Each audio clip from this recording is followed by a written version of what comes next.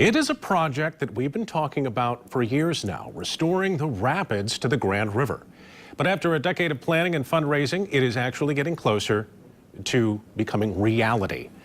And joining us live in studio now is the new president and CEO of Grand Rapids Whitewater, Steve Heacock. Steve, thanks for coming in tonight.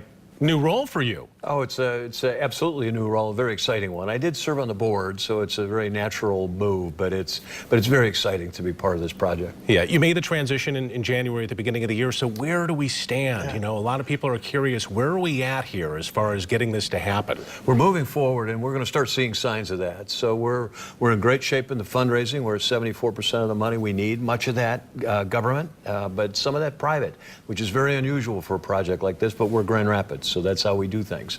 Moving ahead with that, the first phase will be really from the highway to Fulton Street, and that's pretty much fully funded. We're now working on the permitting and working hard on that. The federal government is the first up, and they need to approve because of both the endangered and invasive species that are there. And then we move to the state approval, and we hope to be in the river next spring. So a few regulatory hoops that you still have to jump through before actual construction starts. As far as the money goes and the fundraising, have you guys tapped out everything that's available to you as far as state and federal funding? And now are you looking at private fundraising efforts? It's a lot of private fundraising, but even there we're at 55% of our goal, and that's 20 million of the project.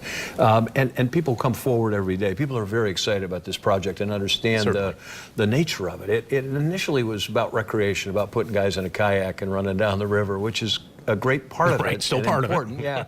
But the environmental impact is huge, and recapturing these rapids to what they once were hundreds of years ago. You know, the Native Americans that we're working with are really appreciate that sense. We really will return the rapids to what they should be to give us the namesake that we are. And you said you're kind of ahead of the ball as compared to other projects. Are there other projects out there that you look to as a model? We're part of a partnership of urban rivers from around the country that the federal government put together, and they all, first of all, because we have such private involvement and it's such a groundswell, I suppose we should say water swell coming up, but because of that we're a little different. Most of those are sort of sponsored by the federal government, led by them, pushed forward by them, so they look at us in a little bit of envy, like people often look at Grand Rapids, because we have this core of volunteers and others who want to participate.